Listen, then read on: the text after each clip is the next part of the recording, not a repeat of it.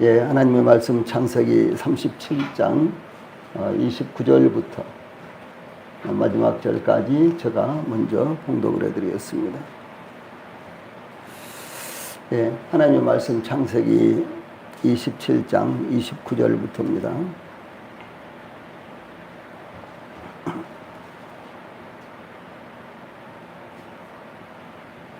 예, 제가 봉독을 해드리겠습니다. 루벤이 돌아와 구덩이에 이르러 본즉 거기 요셉이 없는지라 옷을 찢고 아우들에게로 되돌아와서 이르되 아이가 없도다. 나는 어디로 갈까? 그들이 요셉의 옷을 가져다가 순염소를 죽여 그 옷을 피해 적시고 그의 채색 옷을 보내어 그의 아버지에게로 가지고 가서 이르기를 우리가 이것을 발견하였으니 아버지 아들의 옷인가 보소서 하매 아버지가 그것을 알아보고 이르되 내 아들의 옷이라 악한 짐승이 그를 잡아먹었도다. 요셉이 분명히 찢겼도다 하고 자기 옷을 찢고 굵은 배로 허리를 묶고 오래도록 그의 아들을 위하여 애통하니 그의 모든 자녀가 이루하되 그가 그 이로를 받지 아니하여 이르되 내가 슬퍼하며 서울로 내려가 아들에게로 가리라 하고 그의 아버지가 그를 위하여 울었더라. 그 미디안 사람들은 그를 애굽에서 바로의 신하 춘위대장 보디발에게 팔았더라. 아멘. 36절까지 마지막 절까지 봉독을 해드렸습니다. 예, 오늘 저녁에는 창세기 37장 29절로 36절 말씀을 통해서 죄의 속성 이런 주제로 말씀을 전해드리겠습니다. 아버지의 심부름으로 세겜에서 양떼를 치는 형들을 찾아간 요셉은 형들이 도단으로 갔다는 말을 듣고 도단까지 가서 형들을 만났습니다. 그러나 요셉의 형들은 요셉이 그들에게 가까이 오기 전에 그들이 요셉을 멀리서 보고 죽이기를 꾀하여 서로 이르되 꿈꾸는 자가 오는도다. 자 그를 죽여 한 구덩이에 던지고 우리가 말하기를 악한 짐승이 그를 잡아먹었다 하자 그의 꿈이 어떻게 되는지를 우리가 볼 것이니라. 이렇게 모의를 했습니다. 그때 장자인 루벤은 요셉을 구하기 위해 그의 형제들에게 21절 22절에 우리가 그의 생명은 해치지 말자 피를 흘리지 말라 그를 광야 그 구덩이에 던지고 손을 그에게 대지 말라라고 제의를 했는데 예, 그때 형제들은 루벤의 말을 따라 요셉의 채색 옷을 벗기고 그를 잡아 구덩이에 던졌는데 그 구덩이는 물이 없는 빈 구덩이였다. 이렇게 증거하고 있습니다.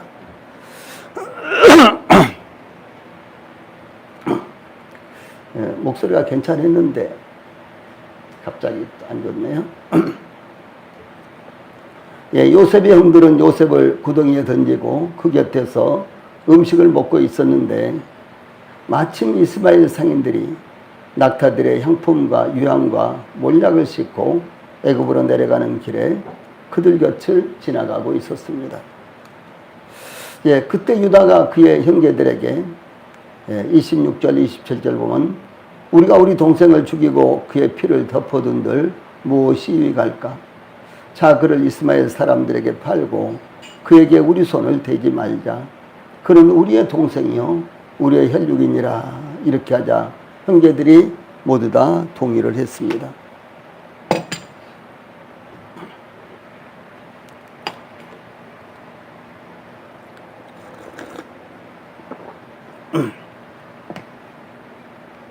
요셉을 팔자고 제의한 사람이 유다이었습니다.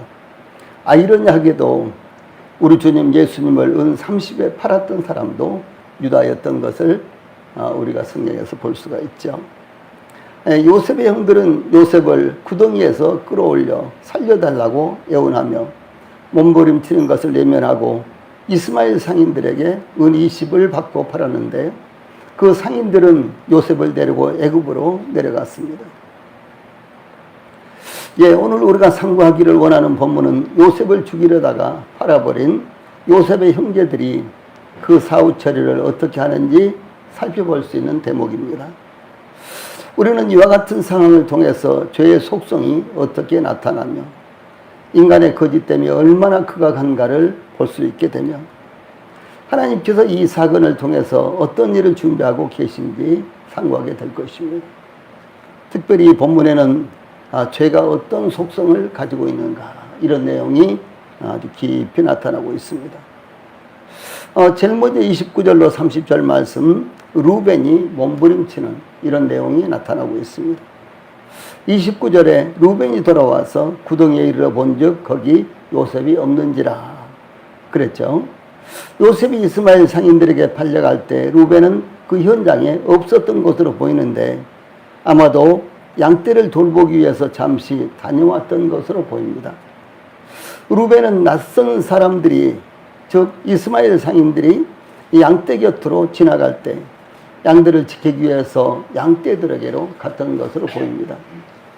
그때 이스마엘 상인들이 형제들이 있는 곳을 지나간 후에야 요셉이 던져졌던 구덩이에 루벤이 요셉을 점검해 보기 위해서 왔을 때 요셉은 이미 없어진 후였습니다. 이 루벤은 요셉이 없어진 이유를 알지 못했습니다. 그때 루벤은 구덩이에 요셉이 없자 그 옷을 찢고 아우들에게로 와서 가로되 아이가 없도다 나는 어디로 갈까 이렇게 부르짖었습니다. 아이가 없도다 나는 어디로 갈까 이렇게 부르짖죠. 이 히브리인들은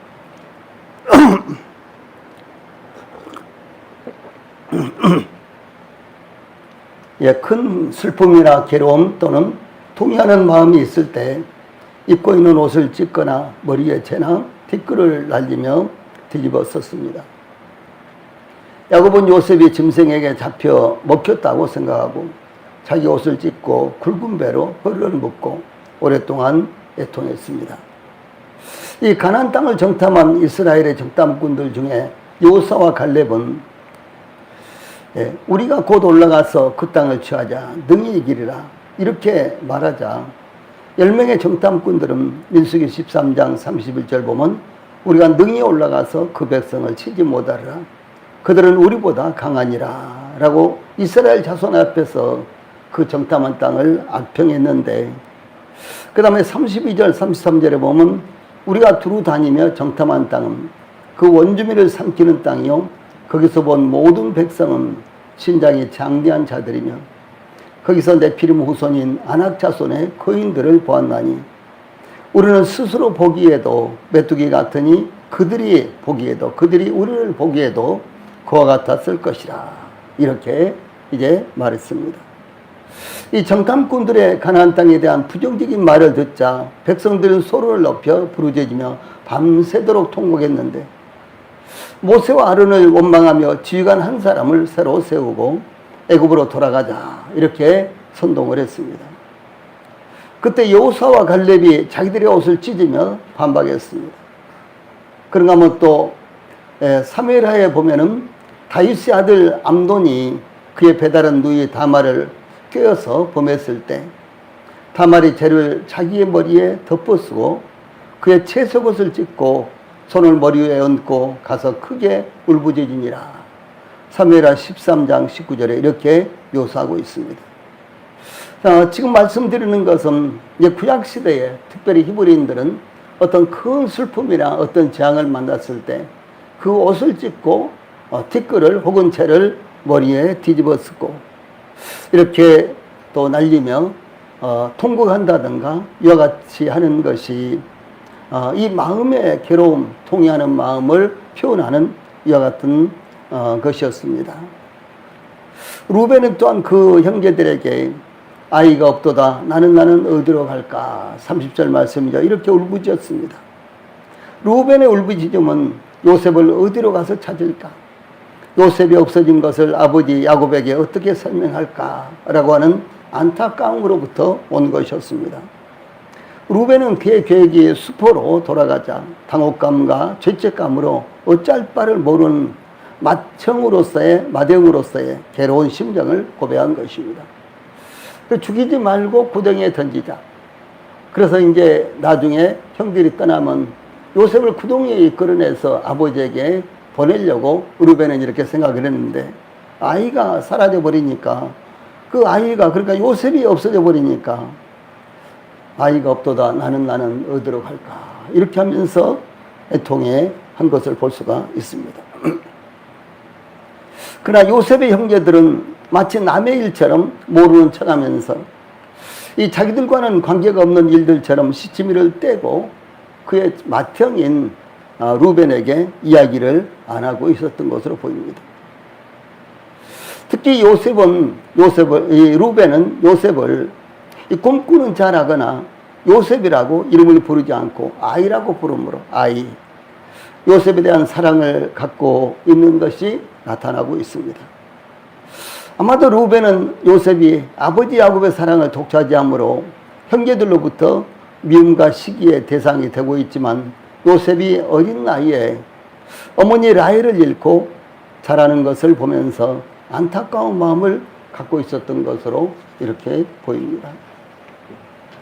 이 요셉으로 인한 루벤의 몸부림에도 아랑곳하지 않고 요셉의 형들은 요셉을 팔았다는 것에 대해서 루벤에게 알리지를 않고 있습니다. 아마도 요셉을 팔았다는 사실을 알리지 않으므로 요셉을 판 돈, 은 20을 나누는데 조금씩이라도 돈을 더 나눌 수 있었기 때문이었는지도 모르겠고 또 루벤이 요셉을 팔았다고 하면은 강하게 반발할 것을 우려해서 시치미를 뚝 떼고 말을 하지 않고 있었던 것으로도 보입니다. 그래서 루벤으로부터 책망을 들을 수도 있었기 때문에 끝까지 숨겼던 것일 수도 있습니다. 그러므로 요셉의 형들은 서로 속이며 더 나아가 아버지까지 속이려고 계획을 세우기에 이르렀습니다. 이와 같이 하나의 범죄는 그것을 감추기 위해서 또 다른 죄악을 활용하지 않으면 안 되는 속성이 있다라는 것을 여기서 볼 수가 있는 것입니다. 다음에 31절로 33절 말씀에는 이 속이기 위해서 그럼 어떤 고안을, 묘안을 짜고 있는가라는 내용이 나타나고 있습니다. 요셉의 형제들은 요셉을 노예로 팔고 추호도 뉘우침이나 회개도 없이 오직 어떻게 이 아버지 야곱을 속일 수 있을까 이렇게 생각을 하고 이 지혜를 짜내고 있었습니다. 31절 보면 그들이 요셉의 옷을 취하고 순념소를 죽여 그 옷을 피해 적시고 즉 요셉의 형들은 요셉이 악한 짐승에게 잡혀 죽은 것처럼 위장하여 아버지 야곱을 속이기 위해서 계획을 세웠습니다. 아마 틀림없이 이 순념소를 죽여서 요셉의 채속옷에 여기저기다가 묻혀놓고 적셔놓고 그리고 아마 그 요셉의 그 채색옷도 갈기갈기 찢어놨지 않을까 이렇게 볼 수가 있습니다. 예, 그래서 이제 이렇게 짐승에게 잡혀 먹혔다고 아버지 야곱에게 거짓말로 보고할 생각이었던 것입니다. 한편 이와 같은 거짓된 행위는 리브가와 야곱이 한편이 되어서 이삭을 속이기 위해 염소 새끼의 가죽으로 야곱의 손과 목에 매끈매끈한 곳을 덮였던 것과 유사한 것이었습니다. 예, 그렇게 아버지 이삭을 속였는데 이제 아들들로부터 순념소에 피가 묻은 이 채색옷을 받아들게 된 야곱. 그래서 그렇게 야곱이 이제 아들들로부터 속고 있는 모습이 나타나고 있습니다. 요셉의 형들은 순념소의 피를 적신 요셉의 채색옷을 사람을 시켜서 아버지 야곱에게 보내요.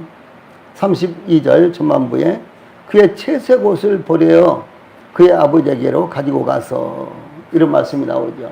여기에 가지고 가서 이 단어는 그들로 그것을 가져가 전달하게 했다라는 뜻으로요. 이제 이것은 3인칭 복수형으로 나타납니다. 무슨 말인고는 요셉의 형제들이 직접 그 옷을 가지고 아버지 야곱에게 갖다 주면서 저희들이 들에서 이 요셉의 옷을 발견했습니다.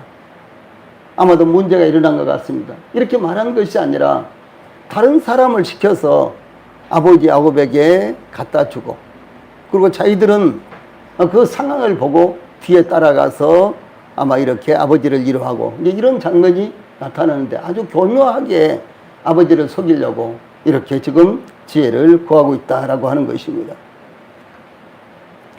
그래서 요셉의 형들은 요셉의 사건을 그들이 직접 아버지에게 보여드리고 말씀드리기 위해서 요셉의 채색 옷을 가지고 갔던 것이 아니라 사람을 아버지에게 보내 요셉의 채색 옷을 보냈다라고 하는 것입니다. 아버지 야곱이 요셉의 피에 적셔진 채색 옷을 보고 사건의 전말을 판단하도록 아주 고도의 술책을 쓰고 있는 것이었습니다. 요셉의 형들은 아버지 야곱에게 피에 적셔진 요셉의 채색 옷을 보내면서 32절 후반부에 우리가 이것을 얻었으니 아버지의 아들의 옷인가 아닌가 보소서 이렇게 제시를 했습니다. 예, 완전히 거짓말로 아버지를 지금 속이고 있는 이와 같은 모습. 그리고 자기들은 전혀 요셉에 대해서 알지 못하는데 들에서 이렇게 동생 아우 그 요셉의 옷을 발견했습니다라고 이렇게 가지고 한 것입니다. 이 요셉의 채색 옷에 피가 적셔졌다는 것은 누구에게 물어본다거나 사실을 조사해 볼 것도 없이 요셉이 짐승에게 물려 사고를 당했다는 것을 곧바로 알 수 있는 완벽한 증거품이었던 것입니다. 그러므로 아버지가 야곱이 그것을 알아보고 이르되 내 아들의 옷이라 악한 짐승이 그를 잡아먹었도다. 요셉이 분명히 찢겼도다 라고 판단했던 것입니다. 이것은 야곱이 눈이 어두운 아버지 이삭을 속이고 장자의 축복을 가로챘던 그의 어두운 과거에 대한 보상이라고 할 수 있는 것입니다. 아버지 이삭이 눈이 어두워서 잘 보이지 않을 때 이제 그의 어머니 리브가와 야곱의 어머니 리브가와 야곱은 둘이서 짜고 이제 아버지를 이제 맏아들 에서인 것처럼, 그러니까 야곱이 마치 맏아들 에서인 것처럼 이렇게 속였죠. 예, 그런데 이삭이 야곱을 에서로 착각했던 것처럼, 그래서 목소리는 야곱의 목소리인데, 예, 그러면서 이제 이렇게 속고 있는 모습이 나타나고 있죠. 그런데 이 야곱은 밝은 대낮에 눈을 뜬 채 아들들에게 속고 있는 모습이 나타나고 있는 것입니다. 또한 이삭이 야곱을 에서로 착각했던 것처럼 야곱은 레아를 라헬로 착각했던 것이 나타나고 있는 것입니다. 우리는 이런 말씀을 통해서 대단히 우리가 주목해야 될 것이 있습니다. 우리 그리스도인들도 하나님 앞에서 죄를 지었을 때 그것을 속히 버리고 그리고 하나님 앞에 회개하고, 이것은 이 그리스도인으로서 성도로서 회개하고 그리고 죄를 버릴 것을 의미하는 것입니다. 우리 그리스도인들이 예수 그리스도를 믿음으로 말미암아 하나님 앞에 돌아오는 회개는 단 한 번 있는 것입니다. 그러나 그 이후로 우리가 믿음의 삶을 살면서 잘못 갈 수도 있고 잘못 생각할 수도 있고 잘못된 행위를 할 수 있는데 그와 같은 것들을 그때그때 버리고 그리고 반복하지 말고 하나님 앞에 회개해야 된다라는 사실을 말씀하고 있는 것입니다. 만약 그렇지 않았을 때 이와 같이 이 야곱이 밝은 대낮에 자기는 이제 아버지 이삭이 눈이 어두울 때 그것을 이용해서 아버지를 속였지만 이제는 자기는 눈을 뜬 채로 밝은 대낮에 아들들에게 속고 있는 이와 같은 모습, 이런 것들을 우리가 볼 수가 있다라고 하는 것입니다. 그러므로 마치 이삭이 야곱을 에서로 착각했던 것처럼 야곱도 레아를 라헬로 착각하고 하룻밤을 보낸 다음에 보니까 이건 어떻게 물릴 수 없는, 어떻게 할 수 없는 일을 밤새도록 저질러 놓은 것입니다. 이와 같이 하나님은 철저하게 야곱을 하여금 보상받게 하고 그리고 그가 하나님 앞에서 어떻게 살아야 될 것을 계속해서 반복해서 가르치고 이끄시는 이와 같은 모습을 볼 수가 있는 것입니다. 요셉의 형들이 아버지 야곱을 속이기 위해서 수념소를 죽여 요셉의 채색 옷에 적셔 요셉이 맹수를 만나 죽은 것처럼 위장하고 속인 것처럼 죄는 거짓말로 변명하고 속이기 위해서 숨기고 위장하는 것입니다. 죄는 반드시 이런 속성을 갖고 있는 것입니다. 우리가 아이들을 길러보면 제일 먼저 아이들이 엄마 아빠에게 숨기고 속이는 것부터 이렇게 볼 수가 있죠. 아마 시온이 지금부터 그러지 않을까 싶어요. 예. 자기가 안 했던 것처럼. 예. 주일날 오후에 이렇게 시온이 데리고 잠깐 보면요, 아주 교묘하게 아닌 걸 잘하고, 예. 싱글싱글 웃으면서 아니라고 하고, 이렇게 하는 거예요. 예. 이건 죄의 속성이에요. 뭐, 그런다고 해서 뭐 아이들이 악하다든가 전 그런 걸 이야기하지 않고, 죄의 속성이 이런 것들이 있다라고 하는 것이죠. 그런데 이것이 모든 사람들에게 나타나는 것입니다. 이건 누구한테 배우지 않아도 어렸을 때부터 가지고 태어나는 것이고, 그리고 그것이 적절한 환경만 주어지면 여러 가지 모습으로 나타난다라고 하는 사실입니다. 그래서 요셉이 맹수를 만나 죽은 것처럼 위장하고 속인 것처럼 죄는 거짓말로 변명하고 속이기 위해서 숨기고 위장하는 것입니다. 이스라엘이 요단강을 건너서 제일 먼저 함락시켰던 성이 여리고성이었죠. 그래서 여리고성을 함락시킬 때 아간은 여리고성에서 노래간 물건 중에서 시나산의 아름다운 예투 한 벌과 은 200세겔과 그 무게가 50세겔 되는 금덩이 하나를 보고 탐내어 그 물건들을 그의 장막 가운데 땅속에 감췄습니다. 여호수아서 7장 21절 말씀입니다. 예, 여리고성에서 취하게 되는 이와 같은 물건은요, 그것이 무엇이든지 하나님의 것이었습니다. 예, 그 무엇이든지 자기의 소유로 삼으면 안 됐습니다.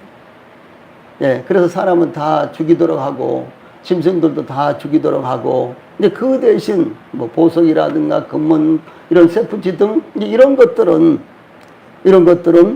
그대로 하나님께 다 바치도록 했습니다. 그런데 이 아간은 탐내서 그것을 보니까 너무너무 욕심이 들어서요, 그것을 몰래 가지고 와서 자기 장막에 땅을 파고 장막 바닥에 땅을 파고 그걸 숨겨놨다라고 하는 것입니다. 이 다윗은 이스라엘 군대가 암몬의 라빠를 포위하고 싸우고 있을 때 장군 우리아의 아내 밧세바를 다윗 왕궁으로 불러다가 동침을 했습니다. 예, 그런데 우리아의 아내 밧세바는 그 날로 잉태를 했어요. 그래서 이거 숨길 수가 없게 되어버렸습니다. 예, 지금 같으면 뭐 여러 가지 수도 없이 많은 방법들이 있겠지만 그 당시에는 어쩔 수가 없는 것이었죠. 어떻게 할 수가 없었어요. 그래서 그것을 숨기기 위해서 저 전장터에서 이 싸우고 있는, 그러니까 이스라엘 군대가 라빠를 포위하고 이 싸우고 있었는데, 이제 그 전쟁터에 있는 우리아라는 장군을 불러다가 아주 충성스러운 장군이었죠. 이 충성스러운 장군 우리아를 불러다가, 그러니까 밧세바의 남편 우리아를 불러다가 그의 아내 밧세바와 동침하도록 집으로 보내죠. 우리아는 첫날도 둘째 날도, 예, 그의 아내 밧세바와 동침을 하지 않았습니다.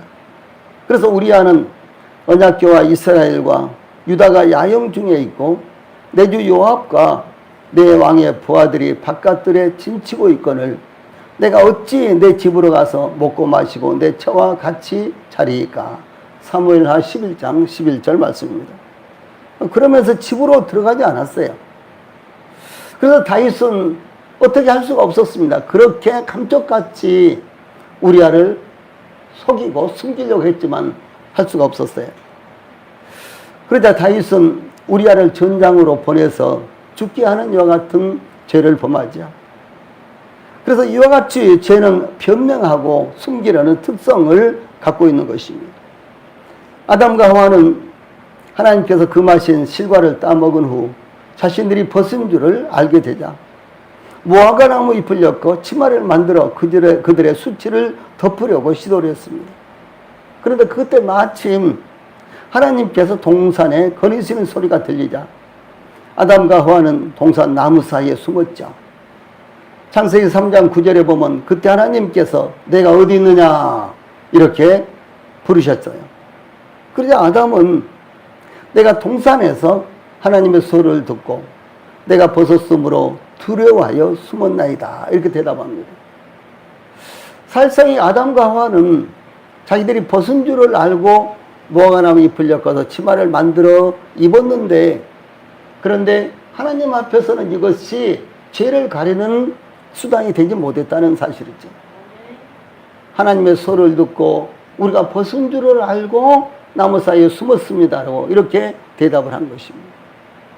이것은 무엇을 말하는 거는, 우리 인간의 힘으로는, 인간의 노력으로는, 인간의 수단과 방법으로는 죄를 덮을 수가 없다, 죄를 용서받을 수 없다라는 사실을 이 창세기에서부터 제시를 하는 것입니다. 오직 죄를 용서하실 분은 하나님밖에 없습니다. 죄를 덮어주실 분은 하나님밖에 없습니다. 네? 그래서 주 예수님께서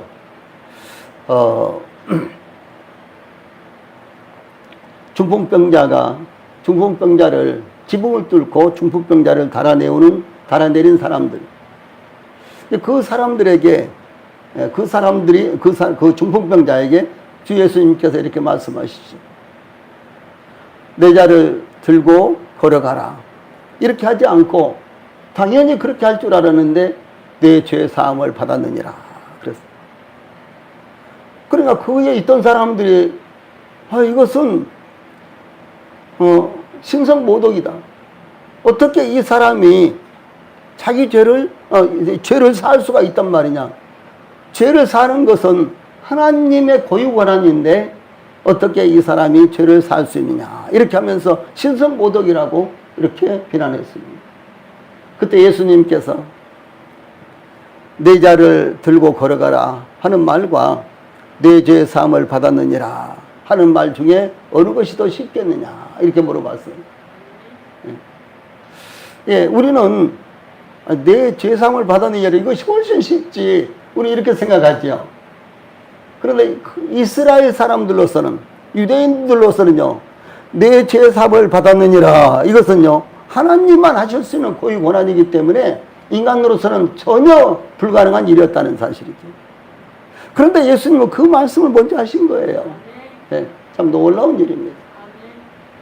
그래서 저희들의 모든 죄가 저희들의 노력과 저희들의 종교생활, 저희들의 교회생활, 저희들의 신앙생활, 헌금생활, 전도 등등 좋은 바른 마음을 가지고 착한 삶을 살고 이런 것으로 우리들의 죄가 용서되는 것이 아니라 예수님의 십자가에서 단번에 영원히 용서됐다, 단번에 영원히 죄사함이 이루어졌다는 사실을 성경에서는 반복해서 그래서 가르치고 있는 것입니다. 이것이 성경의 주제예요. 이것이 성경에서 가르치고 있는 죄사함의 문제입니다. 이것이 가장 중요한 것인데도 불구하고 대부분 종교생활 하는 분들, 교회생활 하는 분들이 전혀 이 사실을 깨닫지도 못하고, 혹시 이 사실을 들어도 사람이 뭘 좀 해야지 그래도 죄사함을 받는 것이, 이렇게 은연중에 생각을 함으로 말미암아 이 놀라운 사실을 받아들이지 않고 있다라고 하는 것이죠.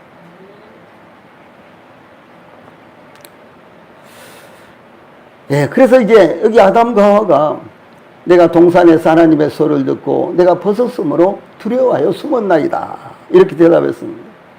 예, 숨었다. 이 죄는요, 감추려고 하는 이와 같은 특성이 있는 것입니다. 조금 전에 덮으려고 하는 이와 같은 특성이 있다 그랬죠. 근데 마찬가지로 죄는 감추려고 하는, 가리려고 하는 이와 같은 습성이 있는 것입니다. 그런데 사람으로서는 덮을 수도 없고 가릴 수도 없고 이런 사실이 성경에 나타나고 있는 것입니다. 그러자 이제 하나님께서 너의 벗었음을 내게 알렸느냐? 누가 너의 벗었음을 내게 알렸느냐? 내가 내게 먹지 말라 명한 그 나무 실과를 내가 먹었느냐? 이렇게 물으시자 아담은 하나님이 주셔서 나와 함께 있게 하신 여자, 그가 그 나무 열매를 내게 주므로 내가 먹었나이다, 이렇게 대답을 하죠. 그때 하나님께서 그 여자 곧 하와에게 내가 어찌하여 이렇게 하였느냐 이렇게 물으시자 하와는 뱀이 나를 깨물어 내가 먹었나이다, 이렇게 대답합니다. 이같이 죄는 철저하게 거짓으로 변명하고 위장하고 숨기려고 하는 특성이 있다라고 하는 사실이죠. 예, 변명을 하는 거예요. 예, 변명이 되지 않은데도 불구하고 억지로 변명을 하는 그런 모습들을 얼마나 많이 봅니까? 예, 그래서 우리는 하나님 앞에서 항상 솔직해야 되는 것입니다. 예, 구원받지 못한 분들은 영원한 속죄가 단번에 이루어진 사실을 아직 내가 마음에 믿지 못하고 있다, 깨닫지 못하고 있다 라는 사실을요, 하나님 앞에서 깨달아야 되는 거예요. 그런가 하면 죄사함 받고 구원받은 성도들은 항상 하나님 앞에서 숨길 것이 없죠. 아무리 숨겨도 숨겨지지 않으니까. 그래서 자백하고 죄를 버리고, 예, 이렇게 회개해야 되는 것입니다. 이 사실이 참 아주 간단하지만은, 예, 그런데도 불구하고 이 사실을 깨닫지 못하는 분들이 얼마나 많이 있습니까? 예. 특히 죄는요, 하나만 범함으로, 한 가지만 죄를 범함으로 그것이 끝나는 것이 아니라, 죄는 또 다른 죄를 범하게 하고, 그 죄는 또 다른 죄를 범하도록 환경이 조성되는 것입니다. 예를 들어서 가인은 아벨과 함께 하나님 앞에 제사를 드렸는데, 하나님께서 아벨과 그 제물은 연락하셨으나 가인과 그 제물은 연락을 하지 않으시죠. 어떻게 합니까? 그것으로 끝났습니까? 아니죠. 그때 가인이 하나님 앞에 엎드려서, 하나님, 이것이 무슨 일입니까? 라고 물었어야죠. 그러면 너도 아벨처럼 제사를 드려라. 그럼 다시 10번이라도 드릴 수가 있지 않았겠어요? 그런데 자기와 자기 제물은 하나님이 받지 아니하시고 아벨과 그 제물은 받으셨다는 것에 대해서 화를 내고 분을 품고요. 그리고 아벨을 쳐 죽이잖아요. 그다음 하나님께서 내 아우 아벨이 어디가 있느냐 이렇게 물으니까, 제가 내 아우 아벨을 지키는 자입니까? 라고 또 이렇게 거짓말하는 거예요. 무슨 말인가 모른다 그 말이죠. 그렇죠? 그래서 죄는 한 가지로 끝나는 것이 아니라 둘째, 셋째, 넷째 계속해서 죄를 연달아서 짓게 되고 죄가 연달아서 따라오게 된다라고 하는 사실입니다. 그러므로 거짓말을 하는 사람은 연속적으로 거짓말을 할 수밖에 없습니다. 오늘날 정치인들을 보십시오. 그들 대부분은 거짓말을 밥을 먹듯이 반복하는 것입니다. 죄는 또 다른 죄를 끌고 오기 때문에 그런 것입니다. 이 요셉의 형들은 요셉을 죽이려고 공모할 때부터 요셉을 형제라거나 동생이라는 말은 한 번도 사용하지 않습니다. 다만 유다만이 이 동생이라는 말을 단 2번, 혈육이라는 말과 함께 이렇게 사용을 합니다. 이것은 이미 요셉과 형들 사이에는 관계가 깨어져 버렸다라고 하는 사실을 의미합니다. 제가 무슨 말씀을 드리려고 하는 것은, 죄는 관계를 깨뜨리며 상대적으로 대립하게 만드는 것입니다. 죄가 있으면 부모와 자식 간에도 관계가 깨지는 거예요. 죄가 있으면 부부 사이에도 관계가 깨지는 것입니다. 죄가 있으면 인간관계가요 깨지는 것이죠. 당연히 죄가 있으면 하나님과 관계가 깨어지는 거예요. 그래서 죄가 있을 때는 기도해도 하나님께서 듣지 아니하십니다. 죄가 있을 때는 예배를 드려도 하나님께서 받지 아니하시는 것입니다. 그러므로 주 예수님께서 산상수훈에서 이렇게 말씀하셨죠.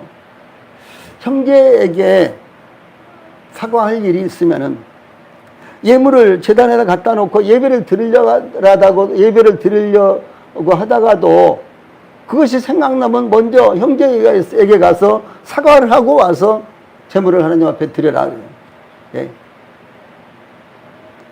그래서 문제가 있다면요, 그것을 먼저 제거를 해야 되는 것입니다. 하나님 앞에 고백을 해야 되는 거예요. 하나님 앞에 자백을 해서 문제를 해결하고 하나님 앞에 나와야 되는 것입니다. 오늘날 전 세계는 경제적으로, 문화적으로, 정치적으로 서로 간 대립 관계를 이루고 있습니다. 이 러시아와 우크라이나는 1년 반 동안이나 계속해서 전쟁을 하고 있는 중입니다. G2로 알려진 미국과 중국은 10년 이상 준전지 상태와 준전시 상태와 다름없습니다. 우리나라의 정치 상황도 이렇게까지는 시끄럽지 않았습니다. 지금까지요. 주 예수님께서도 마태복음 24장 6절, 7절, 9절로 12절에 이런 말씀을 하셨어요. 제가 중요한 부분만 읽겠습니다. 난리와 난리 소문을 듣겠으나 민족이 민족을, 나라가 나라를 대적하여 일어나겠고 그때의 사람들이 너희를 환난에 넘겨주겠으며 너희를 죽이리니 내가 내 이름 때문에 모든 민족에게 미움을 받으리라. 그때 많은 사람이 실족하게 되어 서로 잡아주고 서로 미워하겠으며 거짓 선자가 많이 일어나 많은 사람을 미워하겠으며 불법이 성함으로 많은 사람의 사랑이 식어지리라. 이렇게 말씀하셨습니다. 이 마지막으로 갈수록 이런 상황이 더욱 심화가 되는 것입니다. 마치 요셉의 형들은 죄를 감추기 위해서 또 다른 죄를 계획하며 범하고 있는 것과 같은 것이 이 세상의 모습이고, 그리고 갈수록 이와 같은 것들이 더욱 심화된다라고 하는 것입니다. 그러므로 죄를 범했을 때 즉시 회개하고 버려야 마귀로 틈을 타지 못하도록 막을 수 있다라는 사실이 에베소 4장 27절에 나타납니다. 다음에 34절로 36절에는 야곱이 요셉이 죽은 것으로 생각하고요, 절규하는 모습이 나타납니다. 야곱은 피에 적셔진 요셉의 채색 옷을 보자 곧바로 알아보고 33절 후반부에 내 아들의 옷이라 악한 짐승이 그를 잡아먹었도다 요셉이 분명히 찢겼도다 라고 하면서 34절에 자기 옷을 찢고 굵은 배로 허리를 묶고 오랫도록 그의 아들을 위하여 애통하니라고 증가하고 있습니다.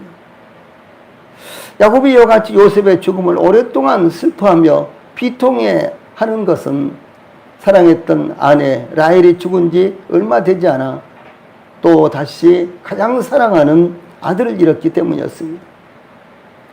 야곱은 특별히 사랑하는 아들, 그러므로 채색옷까지 만들어 입혔던 요셉이 죽은 것은 그 무엇으로도 보상받을 수 없었고 위로가 되지 않았던 것입니다. 또한 요셉이 단순히 죽음을 당한 것에 그치지 않고 악한 짐승에 찢겨 죽은 시체조차 찾을 수 없게 돼, 악한 짐승에게 찢겨서 죽음으로 말미암아 그 시체조차 찾을 수 없게 된 그 비참한 상황을 표현할 수가 없었기 때문이었습니다. 한편 야곱의 이와 같이 슬퍼하는 모습은 그가 아버지 이삭을 속여 에서의 축복을 가로챘을 때 에서가 슬퍼하며 울던 상황을 연상하게 하는 것입니다. 에서가 자기에게도 축복해 주시라고 간구할 때 이삭은 창세기 27장 33절에 보면 이삭이 심히 크게 떨며 이르되 그러면 사냥한 고기를 내게 가져온 자가 누구냐? 내가 오기 전에 내가 다 먹고 그를 위하여 축복하였은즉 그가 반드시 복을 받을 것이니라. 이렇게 말하자 에서가 그의 아버지의 말을 듣고 소리내어 울며 아버지에게 이르되 내 아버지여 내게 축복하소서 내게도 그리하소서라고 울부짖으며 예언을 했습니다. 이 35절 전반부에 야곱은 그의 모든 자녀가 이루하되 그가 그 이루를 받지 아니하여 이르기를 35절 내가 슬퍼하며 수월로 내려가 아들에게로 가리라 라고 요셉을 위해서 슬피 울었습니다. 그런데 이 요셉의 형제들은 아버지가 이렇게까지 슬퍼하고 이렇게까지 울 줄을 생각을 못했던 것입니다. 네? 그리고 이제 그 다음에 이제 상황을 보면 38장부터 쭉 상황을 보면요, 이 형제들이 그 마음 가운데 자백은 안 해도 그 마음 가운데 우리가 아버지 앞에 큰 죄를 범했구나 이렇게 생각을 하고요, 그들이 하나가 되지 못합니다. 네. 그들이 서로 의논해서 죄를 범했던 것이 그들의 마음에 큰 이와 같은 상처가 되어서 그들이 하나가 되지 못하고 각기 뿔뿔이 이제 육체는 함께 있을지라도 물론 이제 거주지도 서로 이제 이렇게 서로 이제 사이가 뜨고 그렇습니다. 그래서 서로 다른 생각을 품고 개별적으로 살아가는 그런 모습이 나타나고 있는 것입니다. 이 야곱은 이 세상에서는 다시금 요셉을 볼 수 없게 되었다는 사실이 야곱으로 슬픔을 그칠 수 없게 만들었던 것입니다. 여기 나온 스올이라는 단어 있죠. 스올. 예. 구 번역에서는 그러니까 개역 한글판에서는 전부 다 음부라고 나왔었죠. 음부. 이 개역 개정을 하면서 몇 가지 난해한 단어가 있는데요. 그런 단어들을 그냥 원어로 그대로 적어놨어요. 예를 들어서 구약 성경에서는 이 수월이라는 단어입니다. 그리고 신약 성경에서는 지옥이라는 단어 대신에 게엔나, 그 게엔나, 이제 헬라어로 게엔나거든요. 그래 게엔나로 그대로 이제 번역을 해놨습니다. 이제 이런 것은 이 수월이라든가 혹은 이제 게엔나는 고유 명사이기 때문에 원어를 그대로 이제 번역을 하지 않고 그대로 놔둔 것도 괜찮다고 저는 생각합니다. 네. 어차피 지옥 그러거나 혹은 음부 그러거나 이것이 정확하게 그 개념을 설명해 주지 못하는 거예요. 그 단어가요. 그래서 그냥 원어를 그대로 놔두는 것도 무방하다 이렇게 생각이 듭니다. 그래서 이 수월은 구번역에서는 음부라고 했는데 그 의미가 온전하지 못하여 원어 그대로 사용하는 단어입니다. 수월은 무덤, 이 KJV에서는 무덤으로 번역을 했어요. 무덤 혹은 지옥 등을 의미합니다. 이 중요한 것은 야곱은 이 세상에서는 다시 만나지 못할 요셉의 죽음으로 인해서 슬퍼하며 울면서 수월에 가서라도 아들 요셉을 만나겠다고 슬퍼했던 것입니다. 야곱이 요셉을 악한 짐승이 잡아먹었다고 슬퍼하고 울고 있는 동안 그 미디안 사람들은 그를 애굽에서 바로의 신하 춘위대장 보디발이라는 사람에게 팔았습니다. 그래서 요셉을 사갔던 미디안 사람들이 애굽에 내려가서 요셉을 바로의 신하 춘위대장 보디발에게 팔았다는 것입니다. 요셉은 점점 더 미궁속으로 빠져들어가는 것처럼 보였습니다. 그러나 하나님의 능하신 손길이 요셉과 함께 하심으로 하나님은 요셉을 통해서 구원의 역사를 이루시고 계신 것을 나타내고 있는 것입니다. 아무도 몰랐습니다. 요셉도 몰랐고 야곱도 몰랐고 요셉의 형제들도 몰랐고 애굽의 왕도 몰랐습니다. 그러나 하나님은 이 요셉을 사용하셔서 모든 인류를 구원하실 준비를 하고 계신 모습이 나타나고 있는 것입니다. 유대인들은 예수님을 십자가에 못 박으면 모든 것이 다 끝나는 것으로 생각했습니다. 마치 요셉의 형들이 요셉을 죽이면 모든 것이 다 끝나는 것으로 생각을 했죠. 그러므로 예수님의 이적과 가르치심이 세상에 드러나자 예수님을 죽이기 위해서 모의하고 의논하는 장면들이 나타납니다. 예수님께서 안식일에 회당에서 한쪽 손 마른 사람의 손을 고쳐주시자 참 얼마나 놀라운 일입니까? 그런데 이 바리새인들은 예수님이 안식일을 범했다 이렇게 정죄하면서요 어떻게 하여 예수를 죽일고 의논했다라고 마태복음 12장 14절에 나와 있습니다. 요한복음에서는 예수님께서 죽은 나사로를 살리셨다는 소식이 전해지자 대제사장과 바리새인들이 이날부터는 그들이 예수를 죽이려고 모여하니라 이렇게 증가하고 있습니다. 죽은 나사로를 살렸다라는 소식이 전해지자 그날부터 바리새인과 대제사장들, 이 종교인들은 예수님을 죽이려고 모의를 하고 있었다는 사실이죠. 근데 그것만이 아니었습니다. 더 나아가서 요한복음 12장 10절에 보면요. 대제사장들이 나사로까지 죽이려고 모의하니 이런 말씀이 나옵니다. 이 참으로 종교 지도자들의 행태는 무서운 일이었습니다.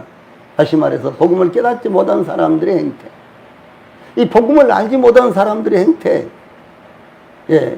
그들은요 그것이 죄인지를 모르고 막무가내로 이렇게 하는 것입니다.